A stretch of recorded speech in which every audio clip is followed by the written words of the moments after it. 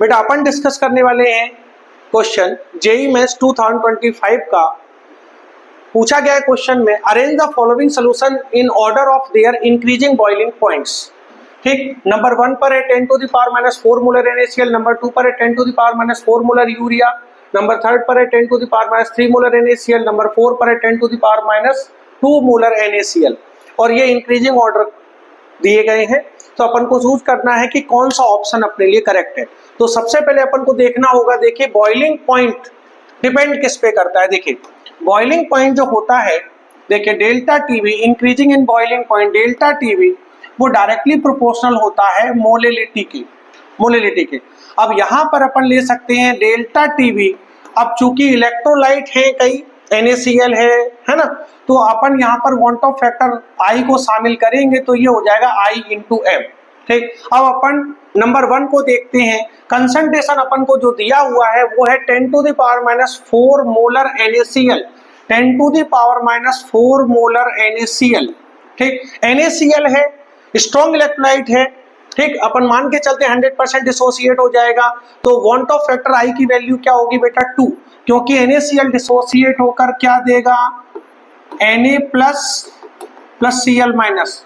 ठीक, 100% डिसोसिएट होगा, I की वैल्यू 2 हो जाएगी। और ये दिया हुआ है 10 टू द पावर -4 है ना, किसका कंसंट्रेशन NaCl का। अच्छा, सेकंड अपन देखें नंबर 2, तो डेल्टा टीवी है ना डायरेक्टली प्रोपोर्शनल होता है I × M। तो इसमें देखते हैं कंसंट्रेशन क्या है, 10 to the power -4 molar urea. Urea बेटा नॉन इलेक्ट्रोलाइटेड, डिसोसिएट नहीं होता। और जो भी सब्सटेंस डिसोसिएट नहीं होते हैं, उनके लिए वांट ऑफ फैक्टर I की वैल्यू क्या होती है बेटा 1 होती है। तो अपन यहाँ पे लेंगे 1। और कंसंट्रेशन है अपने पास यूरिया का 10 to the power -4, 10 to the power -4। ठीक, अब अपन थर्ड पर देखते हैं, delta TV directly proportional I × M। Third number पर है 10 to the power -3 molar NaCl, 10 to the power -3 molar NaCl का केस है, स्ट्रॉन्ग इलेक्ट्रोलाइट है, 100% डिसोसिएट होगा। और NaCl डिसोसिएट होकर कितने आयंस देता है 2, तो वांट ऑफ फैक्टर की वैल्यू 2 हो जाएगी। और ये है 10 टू द पावर -3। अच्छा, 4 नंबर को अगर अपन देखें तो डेल्टा टीवी, ठीक, अब 4 नंबर पर दिया हुआ है 10 to the power -2 molar NaCl, 10 to the power -2 molar NaCl। NaCl भी डिसोसिएट होकर, मैंने बोला अभी स्ट्रॉन्ग इलेक्ट्रोलाइट है, 2 देता है सोडियम आयन क्लोराइड है।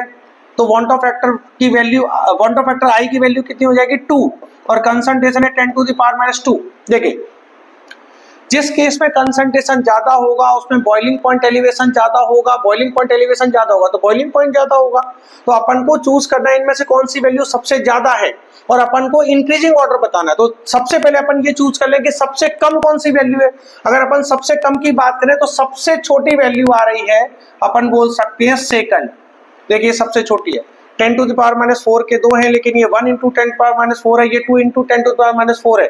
तो ये वैल्यू सबसे छोटी है। उसके बाद नंबर 1, ठीक है। अब इनमें देखें, इन दोनों में छोटी कौन सी है, इन दोनों में छोटा नंबर ये है, क्योंकि ये पावर में -3, ये पावर -2 है।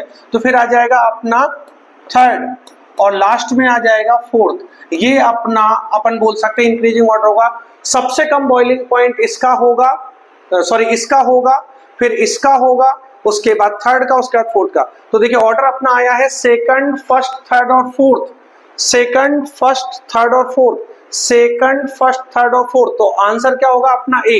तो इसमें कंक्लूजन अपन ने क्या निकाला, कंक्लूजन बिल्कुल क्लियर कट है कि जिसमें कंसंट्रेशन सबसे कम होगा उसका बॉइलिंग पॉइंट सबसे कम होगा, जिसका कंसंट्रेशन सॉल्यूशन का सबसे ज्यादा होगा उसका अपन बोल सकते हैं बॉइलिंग पॉइंट सबसे ज्यादा होगा। अपन को नजर रखनी है किस चीज पर, अपन को ध्यान किस चीज का रखना है कि NaCl जो है वो स्ट्रॉन्ग इलेक्ट्रोलाइट है, तो इसके लिए वांट ऑफ फैक्टर I की वैल्यू 2 होगी। जबकि यूरिया नॉन इलेक्ट्रोलाइट है, ये डिसोसिएट होता ही नहीं है, तो वांट ऑफ फैक्टर की वैल्यू क्या होगी, वांट ऑफ फैक्टर I की वैल्यू केवल 1 होगी। तो अपन ने ऑर्डर इजिली फाइंड आउट कर लिया और अपना आंसर आ गया A। ठीक, तो आपको आसानी से समझ में आया होगा। आपको ये बारीक कंसेप्ट क्वेश्चन के थ्रू जो सीखने को मिल रहे हैं, इसी तरह और भी मिलते रहेंगे, बस आप मुझे फॉलो करते रहिए। आपको क्वेश्चन के थ्रू ही बहुत सारे कंसेप्ट सीखने के लिए मिल जाएंगे, और मैं बहुत अच्छे लेवल पर इजी वे में थ्योरी भी लाने वाला हूं, बस आप मुझे फॉलो करते रहिए। Thank you.